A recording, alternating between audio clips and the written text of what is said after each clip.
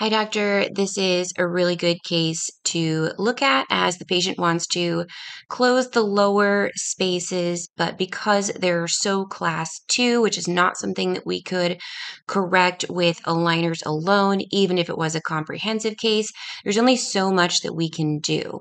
So I really recommend against doing posterior and anterior IPR. That can very easily lead to a posterior open bite, lots of open posterior contacts as well. So I would stick to the anterior where it's far more predictable, easier to access, and far less likely to finish with open contacts. Also, the rotation movements and the crown root angulation movements are really not beneficial to the overall goal of the case.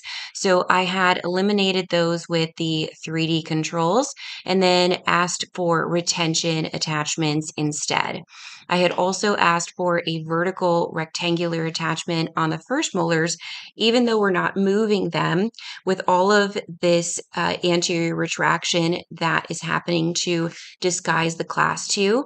It is possible for the molars to tip mesial. And of course, we don't want to cause that type of posterior open bite. So I had requested that as well. Now we have all the attachments to finish out this case, but it just kills me to see these premolars so lingually inclined. So I would rather have them tip buckle than to simply translate.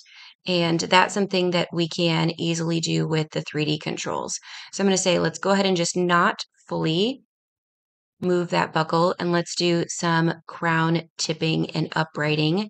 We'd have to do really a lot to get them all where they should be as far as a vertical position, and that might be more than what Invisalign GO allows. I generally, when using the 3D controls, try to ignore that part of saying that I need to work this back because in the end, sometimes I can get this to all kind of resolve itself. So let's see what these warnings are.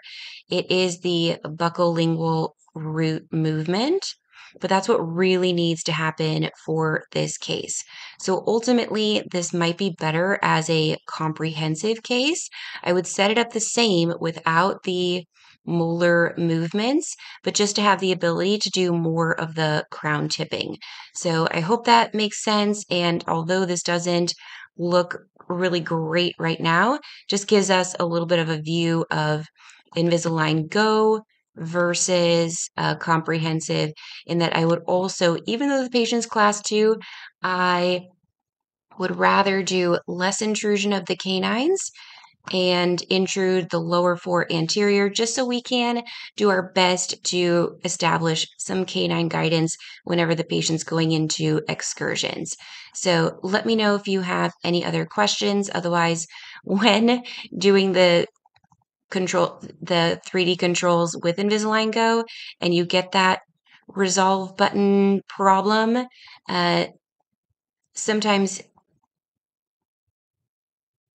when you just click unresolve enough times, if it keeps giving you the solution that you're not looking for, that's where this really great product just may not be appropriate for all cases. Hope this helps.